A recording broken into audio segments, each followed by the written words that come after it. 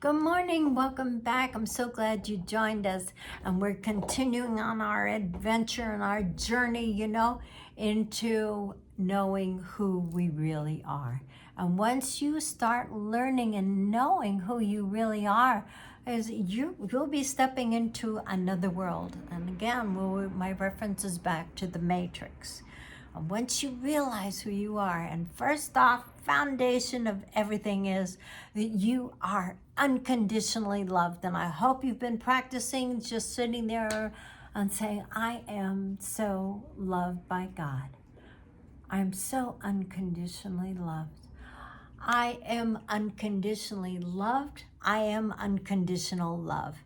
And yeah, it's childlike. It's probably foolishness to, a lot of you. But so what? And can you be silly and childlike and foolish?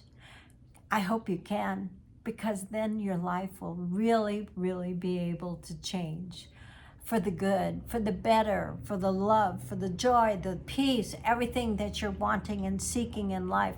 All comes down to this one, starts right here, this little acorn called love.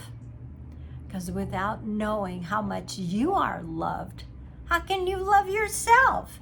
If you can't love yourself, how do you expect to love somebody else?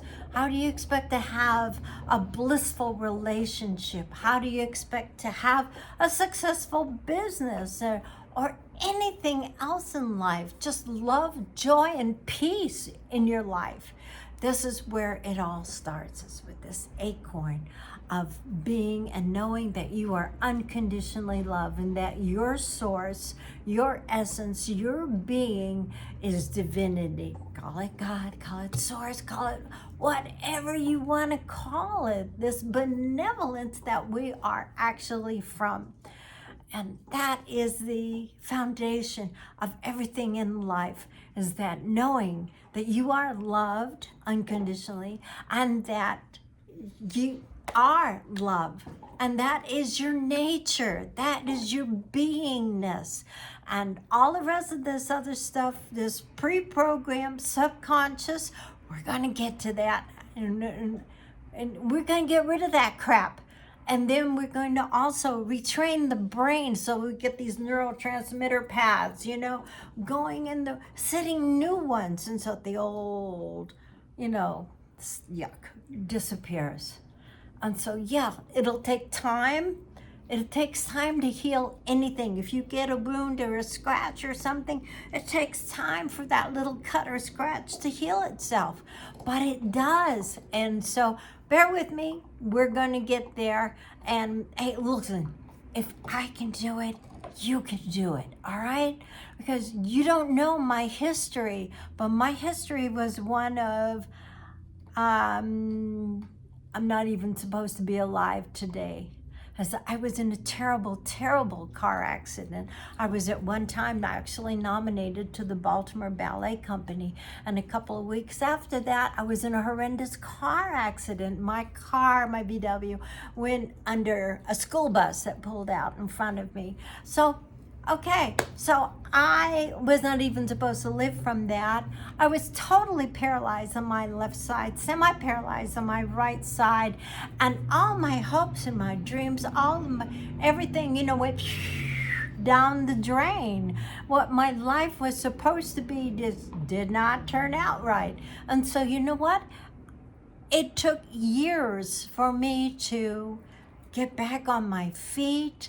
It took years for me to heal, but that was okay, because even though I went through all that I went through, the depression, the anxiety, you know what?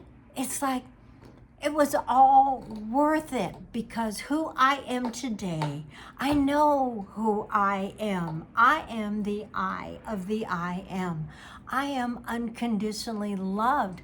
And I know that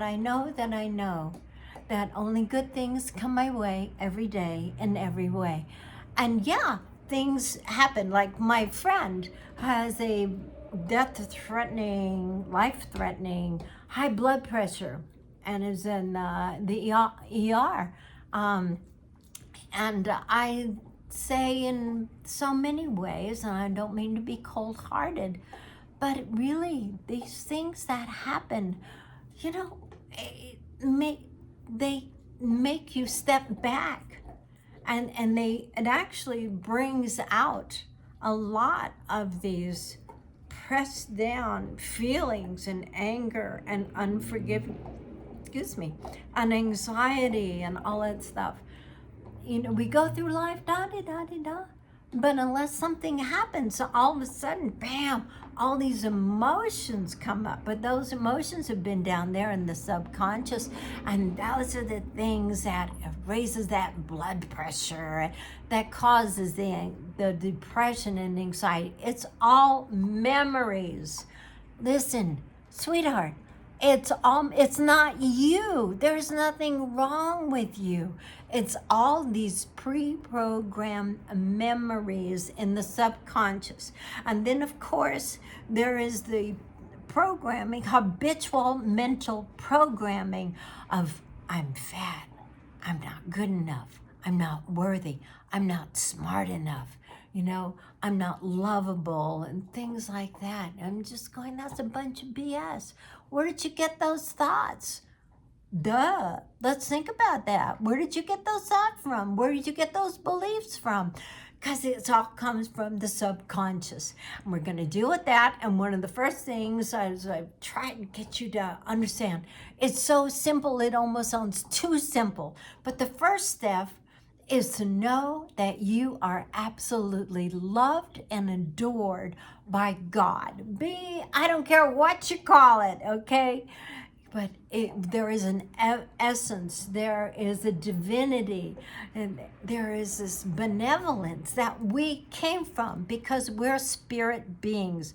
Recognize that you are a spirit that will continue on and on and on. You will infinite being, all right? But this body and this mind it's like, you know, it'll go dust to dust, earth to earth.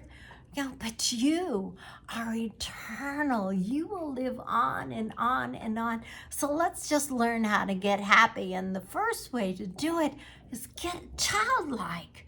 Yeah, get childlike. Get over yourself.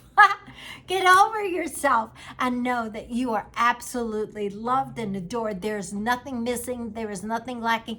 There is absolutely excuse me, I get excited. There's absolutely nothing wrong with you. It's all this memories backed in there from the subconscious. I want to get this down, you know, pat. I want you to keep practicing, just sitting there saying, I am so loved by God. I am so loved by God. God absolutely loves me and adores me. I had to learn and go through a lot of hell on earth, you know, to get to this point where I am at. And I want so much to be able to share the process, the steps that I have learned, that is also now backed up by science and by psychology and everything. So it's not just mystical woo-woo, as they call it, you know, ooga booga. No, it's true. It's so true, because we're the society, social, mankind overall is waking up to our divinity, to our consciousness. And so please just keep on, bear with me. I know I probably sound like I'm really off the wall and no touch with reality, but I do. And because I've been there, done that, and got t-shirts to prove it, sweetheart, I want to tell you, there's always hope, and there's always, always, always a benevolence that is looking out for you, that is, I mean, we got angels and guardians and a whole realm of other wonderful mystical beings that are here actually to help lead us and guide us and teach us all truth. Because truth does one thing: it helps to set you free.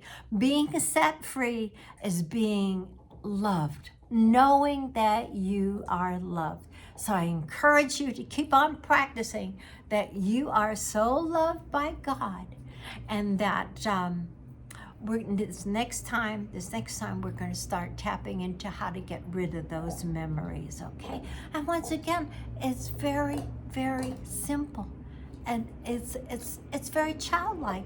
So you're going to have to get over yourself and just learn to breathe, relax, and think happy thoughts, and know you are so loved. You are absolutely unconditionally loved. And I love you, and I look forward to this next time. We're going to start going deeper. I don't know what you call it. But we're going to get there. We're going to get there. All of us are going to get there one way or another. I love you. Mwah.